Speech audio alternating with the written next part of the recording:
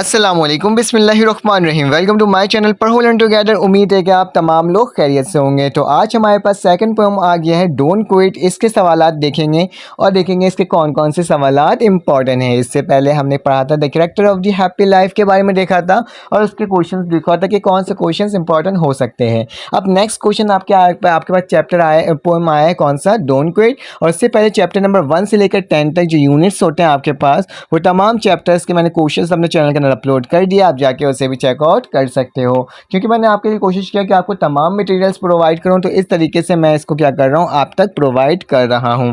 तो चलें आ जाएं, इसके क्वेश्चंस देख लेते हैं कौन कौन से इंपॉर्टेंट हैं और उसके आंसर्स भी देखेंगे, क्योंकि मैंने सिर्फ क्वेश्चंस प्रोवाइड नहीं किया है बल्कि आपको क्या किया है, आंसर्स भी प्रोवाइड किया है। लिखा है what is the poet message in the first stanza. इसमें लिखा हुआ है कि पोएट का पहले मिसरे में क्या पैगाम था, ठीक है, मैसेज था। तो लिखा है the poet message in the first stanza is that the man should not worried about his condition. तो लिखा हुआ है पोएट का क्या था, पहले मिसरे में ये ख्याल था, ये कहना था कि इंसान को नहीं डरना चाहिए अपनी कंडीशन, मतलब अपने हाल से नहीं डरना चाहिए, ठीक है।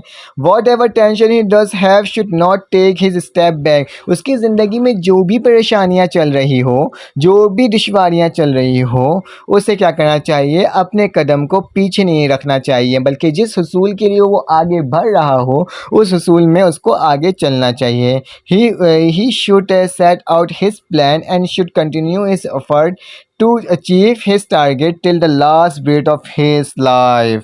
तो लिखा हुआ है कि उसे क्या करना चाहिए, उसको अपने प्लान में ही चलना चाहिए और उसे अपने जद्दोजहद को अपने टारगेट के हसूल तक उस वक्त तक जारी रखना चाहिए जब तक वो अपने हसूल को जारी ना रख ले। उसके लिए उसे अपनी ज़िंदगी, अपनी आखिरी सांस भी क्यों ना लगानी पड़ जाए, ठीक है। जिस चीज़ के लिए वो आया है, जिस चीज़ को वो चाहता है, जिस चीज़ को तमन्ना है, उस चीज़ को वो क्या कर सके, हासिल कर सके। देखें, इस सवाल का जवाब ये था। तो चलिए आज नेक्स्ट सवाल की तरफ चलते हैं और देखते हैं ये तमाम जो एक्स्ट्रा चीज़ें मैं बताता हूँ उससे क्या होता है। उससे आपके पास आप अपने अल्फाज में भी लिख सकते हो, ठीक है। उसके लिए which line of the poem do you like the most and why. लिखा है कौन सी लाइन आपको पसंद है। तो इसमें एक लाइन लिखा हुआ है the life is a courier which is twist and turn and every of the some time learn, ठीक है। तो ये लाइन क्या कहता है, I like the above the line the poem most because they are based on realities of life, ठीक है, sorry relates of his life. तो लिखा हुआ है कि ये जो लाइन है ये मुझे पसंद इसलिए है क्योंकि ये ज़्यादातर क्या है, ये बेस करता है मतलब कि रियल लाइफ होता है उससे। और life full of up and down. हमारी लाइफ जो होता है कभी ऊंचाई की तरफ कभी नीचाई की तरफ जाता है, मतलब कभी अप आता है कभी डाउन आता है, कभी खुशी आता है कभी गम आता है, कभी तंज़ली आता है तो कभी ऊंचाई आता है, ठीक है। तो वही लिखा हुआ है and we learn a lot while going through them. अगर हम इसके साथ चलेंगे तो हम बहुत कुछ सीखने को हमें मिल जाता है, ठीक है। तो लिखा हुआ है find a simile metaphor and alliteration in this poem. Simile में कहता है when thing go wrong as mean some time will, ठीक है। ये आपके पास था एक मेटाफोर जो था, success is failure turn inside out, the silver tint of the clouds of doubt. और अल्ट्रेशन कहता है life is the queer with is twist and turn, ठीक है। उसके बाद लिखा हुआ है discuss how the poem help the reader to be optimistic in every situation, ठीक है। तो कहा जा रहा है आपने इसके बारे में बताना है कि एक बंदा ऑप्टिमिस्टिक कैसे हो सकता है हर सिचुएशन में। The poem help the reader to be optimist in every situation of life repeatedly. It's bound then the continued real struggle. वो क्या करते हैं, इंसान को बाउंड रखता है अपने स्ट्रगल को, क्या है, ठीक है।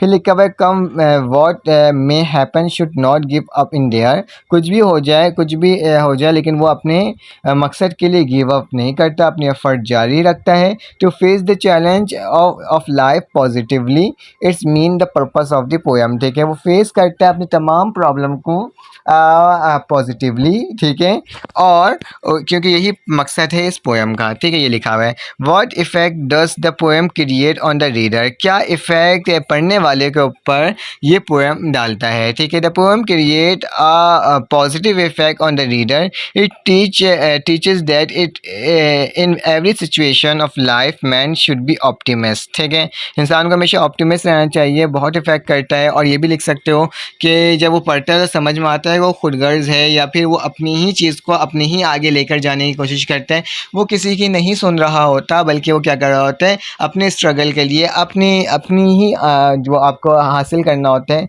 उसके लिए वो किसी को नहीं सुन रहा होता है। तो यही what is the message of the poem. तो आपने पोएम के मैसेज भी बताना है, तो मैं थोड़ा सिंपल सी बात बता देता हूँ कि इस पोएम का मैसेज यही होगा कि आपने क्या करना होगा, आपने तो अपने अल्फाज में लिख सकते हो लेकिन साथ साथ ये लिखना होगा कि अगर इंसान को किसी चीज़ के बारे में इसका गोल सेट होता है तो उसको अपने उस गोल को क्या करना चाहिए, उस गोल को हासिल करना चाहिए। तमाम दुनिया की दुश्वारी परेशानियाँ को पॉजिटिवली तय करते हुए, अपनी परेशानियों को दूर करते हुए क्या करना चाहिए, उस गोल के लिए अपने आप को साबित कदम रखना चाहिए और पीछे नहीं हटना चाहिए, चाहे कुछ भी हो जाए। जबकि उसकी ज़िंदगी का क्या हो सके, ज़िंदगी क्यों ना चले जाए, लेकिन उसे क्या करना चाहिए, अपना गोल को सेट करना चाहिए। तो लिखा हुआ है the message of the poem is one should be determined, preserve, optimist and should have will power. ठीक है, प्रिजर्व होना चाहिए, ऑप्टिमिस्ट होना चाहिए, विल पावर उसके पास होनी चाहिए। ठीक है, he should not give up while time goes against him her. उसे क्या करना चाहिए, उसे गिव अप मतलब कि पीछे नहीं आना चाहिए, हार नहीं माननी चाहिए, चाहे उसके साथ पूरा टाइम ही अगेंस्ट क्यों ना हो जाए।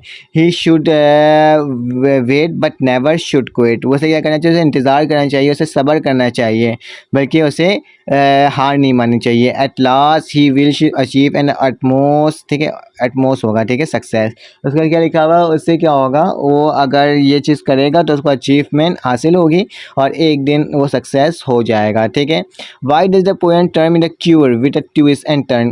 क्यूर ट्विस्ट एंड टर्न को क्यों यूज़ किया, ये पूछने जा रहा है। ठीक है, तो the poet term life of queer with twist and turn in order to tell us that the life is full up and down. ठीक है, ये अप एंड डाउन के लिए यूज़ है। So we should not wait while down और up come in over life. अगर हम दर्जली की जानिब जाते हैं या फिर हम तरक्की की जानिब जाते हैं तो हमें क्या करना चाहिए, हमें इससे वोरेट या मतलब कि डरना नहीं चाहिए, बल्कि मुकाबला करना चाहिए। What is the benefit of not quitting as suggested in this poem. क्या बेनिफिट मिलता है अगर आप क्विट नहीं करते, जो पोएम में बताया गया है। The benefit of not quitting as suggested in the poem is at most success if one does not quit come what may happen, one will definitely reach its destination. इसका मतलब क्या है कि अगर आप क्विट नहीं करोगे तो इंशाल्लाह एक वक्त आएगा जब आप क्या कर सकोगे, आप अपने डेस्टिनेशन, अपने मंजिल मकसूद की जानिब क्या हो सकोगे, पहुंच सकोगे। ठीक है, तो जस्ट ये सवाल था। कुछ सवालात शॉर्ट थे, कुछ लॉन्ग थे, लेकिन जो शॉर्ट हैं उसे आप लॉन्ग करके लिख सकते हो अपने अल्फाजात में। ठीक है, ताकि क्या हो सके, आपके बोर्ड के पेपर में अच्छे मार्क्स आ सके। ठीक है, तो मैंने आपको तमाम क्वेश्चंस के जवाबात बता दिए। इस तरीके से आपने क्या करना है, अपनी तैयारी करनी है। बाकी तमाम आपके चैप्टर्स के क्वेश्चन मेरे चैनल में अपलोड हैं। तो अपना ख्याल रखना, अपने इर्द गिर्द का ख्याल रखना, दुआओं में याद रखना, सब्सक्राइब ज़रूर कर देना। फिर आपसे मुलाकात होगी एक न्यू वीडियो में। अल्लाह हाफ़िज़।